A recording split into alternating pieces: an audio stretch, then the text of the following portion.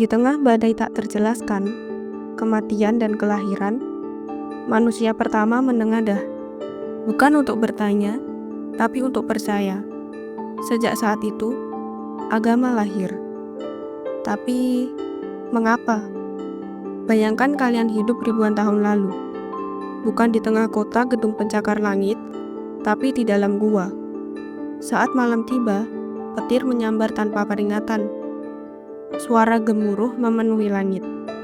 Kalian tak tahu itu listrik, tak tahu itu awan bermuatan. Yang kalian tahu hanya satu hal, rasa takut. Dan di balik itulah, semuanya dimulai. Manusia pertama bukan hanya makhluk yang mencari makan dan bertahan hidup. Mereka juga makhluk yang bertanya, kenapa langit bisa marah? Siapa yang menurunkan hujan? Kemana roh pergi setelah seseorang mati? Tapi waktu itu, belum ada sains, belum ada teleskop, belum ada mikroskop, bahkan belum ada fisika kuantum. Yang ada hanya insting dan imajinasi. Kita menyebutnya sebagai zaman manusia purba.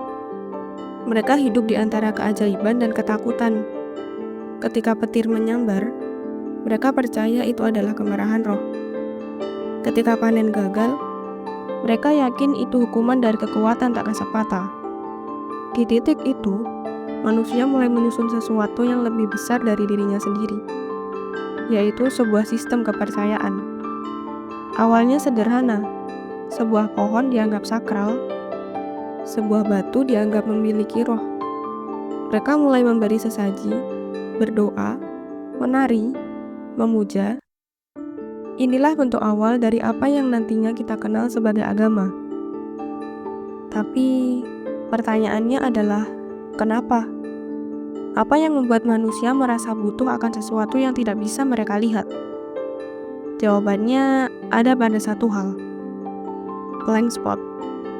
Sebuah ruang kosong dalam nalar manusia, tempat di mana sains tidak bisa menjangkau, dan logika tidak bisa menjawab. Misalnya, apa yang terjadi setelah kita mati? Kenapa kita harus menderita? Apa tujuan dari hidup ini?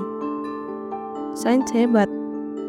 Memang, ia bisa menjelaskan bagaimana bumi terbentuk, bagaimana otak bekerja, tapi sains akan diam ketika ditanya, kemana perginya jiwa setelah kematian? Kenapa ada yang baik dan buruk? Kenapa kita harus kehilangan orang yang kita sayang? Dalam ruang kosong ini, agama datang bukan untuk menggantikan akal, melainkan untuk menemani akal ketika ia tak lagi sanggup berjalan sendirian. Agama menjanjikan harapan ketika dunia tampak gelap. Ia menawarkan jawaban, dan yang paling penting, ia memberikan makna, bahkan pada penderitaan. Coba bayangkan, bagaimana jika seseorang hidup dalam kezaliman, kemiskinan, kehilangan, dan kematian orang terdekatnya. Tanpa agama, mungkin ia akan merasa semuanya sia-sia. Tapi dengan agama, dia percaya semua ada ujungnya. Ada keadilan yang akan datang. Ada surga setelah derita. Ada pelukan Tuhan setelah kehilangan. Inilah kenapa agama menjadi kebutuhan. Ia bukan hanya produk dari kelemahan, tapi juga hasil dari pencarian. Manusia butuh agama karena manusia sadar bahwa tidak semua bisa diselesaikan dengan data. Dari manusia gua yang menari di depan api, sampai manusia modern yang duduk di depan layar laptop, kita tetap makhluk yang sama. Makhluk yang takut, bertanya, dan mencari arti. Dan selama masih ada pertanyaan yang tak terjawab, selama masih ada ruang kosong dalam hati manusia, selama itu pula agama akan tetap hidup. Karena agama, pada akhirnya, bukan hanya sistem.